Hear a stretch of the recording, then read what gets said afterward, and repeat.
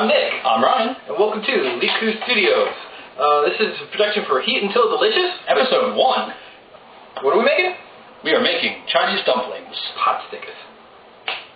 Alright, so, to start with, we have prepared some of our vegetables here. We have Napa cabbage, also known as celery cabbage, also known as Chinese cabbage.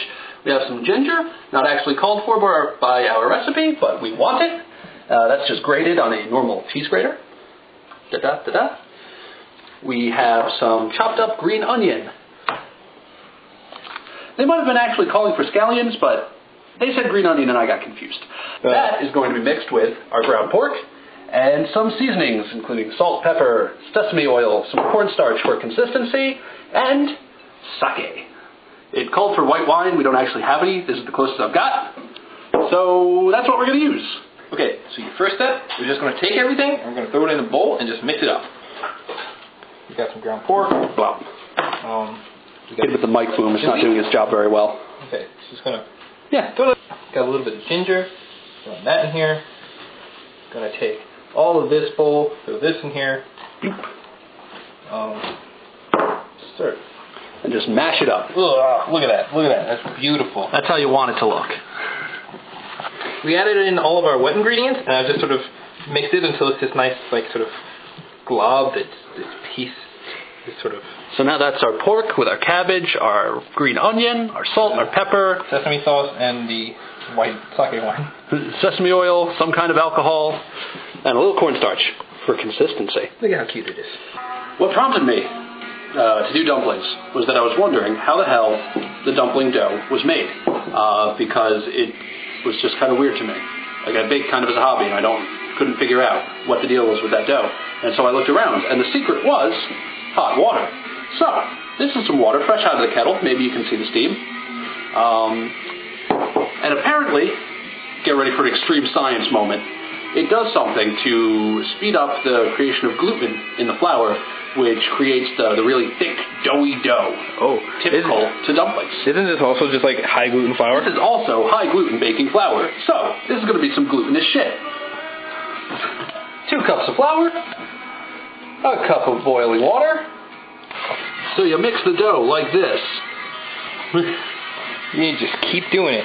You just keep doing it until you get a mess. Flour all over the table. Until you get a nice ball of dough. So, now we have our dough ball on a lightly floured surface. On a lightly floured surface. On a lightly floured surface. On a lightly floured surface. And we're going to roll it out flat for use in our dumplings. With a lightly floured roller, lightly flour everything. That's kind of what you do when you're working with dough. Because otherwise it sticks to you. Even if you do, it sticks to you. Okay, so we're kind of shaky on this part. But we're going to be using the circle cutter to cut out circles of the dough, which will then be rolling out to a slightly thinner, bigger state, bigger than that. And then those we will just put a blob of our meat concoction in and then just pinch it shut, and that will be the dumpling. Yes. Right now, we've taken our dough, we've rolled it out a bit. You can want to take a shot at that. We started with those circular cuts and we rolled them out. Circular cutters to make these, rolling pins to just make them a bit bigger. And now we come over here to the second station. And we take little blobs of dough, not dough, but our meat mixture, drop them in there. All right, so now comes the part where we crimp the dumplings. Right. Now, Nick has a procedure that he refers to as chicaning them. It's because ever since Jesse taught me that so it's a racing term. So what happened was they used to make racetracks where there were these really long straightaways. The problem is too many people were dying because they couldn't turn at the end of the straightaway. So they started putting in chicanes. Basically, a chicane is, instead of just going straight, you go foot, and then back to the straightaway. Okay. But it's basically kind of like an S-curve. And when I look at this is what it looks like I'm doing on the dumpling here. Okay. So let's look at the dumpling. We have our ball of dough with our ball of meat in the middle of it. And all we're going to do is we're going to take it, And we're going to fold it over. We're going to kind of scrump it here like this. Scrump it? Gonna crump it. Gonna get crunk right here like this. So you could leave it like that and be pretty happy. I'm getting crunk right now, I'm sorry. But when you want to get fancy with it, you chicane it. Just do a little like that. And do a little like that. And do a little like that. Like this. Like this. And I've never really done this before, so that's why this doesn't look too professional. But it just gives it a little bit of texture on the dumpling. You can see the difference, like right there. Yeah. Now over here you can see an alternate style of dumpling, which I've kind of bungled a little, where you just kind of take it, fold it up, and then pinch it at the top to make a little bun sort of thing. It's another method you could use to make dumplings, if you would like. Okay. Whoop. Whoop. Whoop. Just what we got going on the stove over here. Okay, tell us a little bit about this rice. All right, so this rice right here, well, we took a little bit of we took all of the leftover pork. We had a package of stir-fry mixed vegetables in the freezer, which I figured, hey, might as well go for it. I was thinking about just dicing up some carrots, getting some cabbage in there, doing all that thing, but I don't know, we got like pre-mixed stuff, makes things a lot simpler. Peas and sweet pea, like pea pods, sweet pea pods and carrots and stuff. So we're going to let that crisp up a little. We're going to toss the rice over it, hit that with some soy sauce, and then we're going to crack an egg into it and mix it all up, make some delicious fried rice. Okay, so give us a little rundown of what point we're at. Hello, this is where we've come so far. Here we have our rice, which has been covered in egg and fried until it's all sticky. Yep. And now it's been taken off the heat and we're just covering it so that it stays on. In the meantime, we have these dumplings. Whoa. Now, what we're doing here is, originally there was no water in here, and we just kind of pan-fried them a bit, which is why they got like that. And now we're letting them steam so they get heated all the way through, and the pork inside gets cooked. So it was just a little bit of oil in there at first, right? Yep, just a little oil at first. To brown them on the outside. Yep. And then you add water and you steam it. Yep. Okay. So, we're at the final stage of the cooking. We kind of skipped a bunch of bits because we were busy eating and talking about StarCraft and watching Jeopardy and such.